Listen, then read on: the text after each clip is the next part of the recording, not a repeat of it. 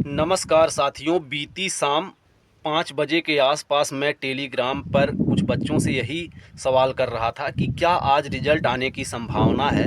तब तक एक लड़के ने यह बताया कि फाइनल उत्तर कुंजी जारी हो गई है और यह उसका नोटिस है जिसमें 20 सवालों में अदला बदली कुछ हुई है जो उस पे ऑब्जेक्शन पाए गए थे।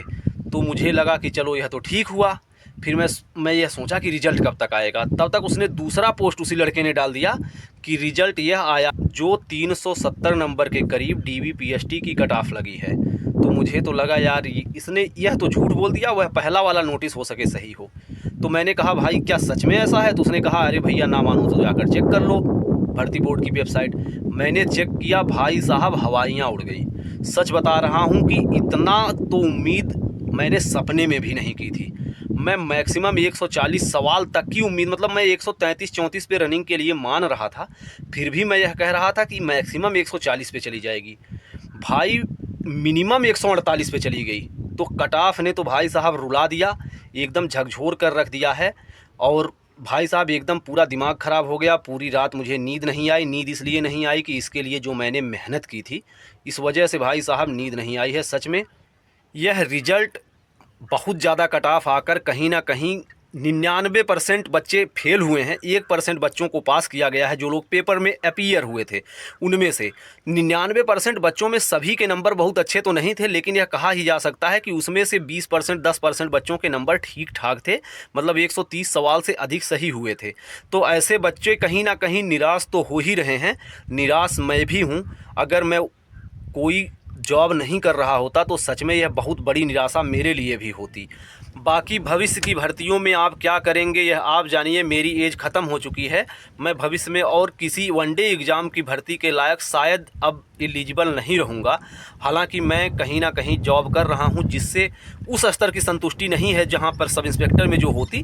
फिर भी यह संतुष्टि है कि यार इतना नंबर तो मैं जीवन में नहीं ला पाता भाई कि 148 सवाल मैं सही कर पाता।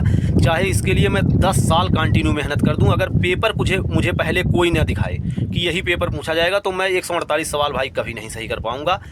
और अंत में माफ़ी 3-4 लोगों से, जिसमें सबसे पहले तो मेरे माँ बाप, जिनको मैं पिछले एक आध साल से मैं सही से घर नहीं गया। एक आध बार घर गया, जल्दी से काम निपटा कर एक दिन के अंदर मैं चला आया। इस रिज़ल्ट के बाद एक माफ़ी तो मेरे उन बच्चों से भी है जिन बच्चों को मैं एकदम बंधक बना के रखा, पिछले एक साल से बंधक जैसा बना कर रखा कि जो मुझसे कहे कि मुझे पार्क में घुमा दो, मैंने कहा मैं घुमाने नहीं जाऊंगा, तुम्हें घूमना है जाके घूम लो।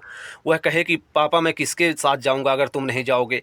बहुत हार कर मैं कभी उनको आधे घंटे 20 मिनट तक घुमा पाया, इससे ज़्यादा नहीं। एक साल की मेहनत का यह नतीजा रहा।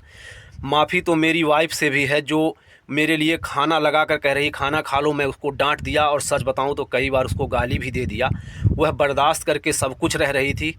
तो एक माफ़ी तो मेरी वाइफ से भी है। और एक माफ़ी उन बच्चों से भी है जिससे मैं लगातार यूट्यूब पर जुड़ा रहा कि भाइयों कट ऑफ बहुत ज़्यादा नहीं जाएगी। एक आध दो तो ऐसे बच्चे भी थे मेरे यूट्यूब पर जुड़े हुए, वह फीमेल कैंडिडेट थी जिनका 135 सवाल बैकवर्ड क्लास में सही था, उनका भी सिलेक्शन नहीं हुआ। एक माफ़ी उन बच्चों से भी है। बाकी बच्चों को एक संदेश ऐसा है, जो लड़के इसमें तैयारी किए थे, काफ़ी मेहनत कर दिए थे, उन बच्चों को एक संदेश, और एक संदेश मेरे लिए भी है यह कि जीवन ऐसा ही है, फेल होना और पास होना लगा रहेगा। कहते हैं कि लाखों बार गगरियाँ टूटी चहल पहल अब भी है पनघट पर, एक कविता है।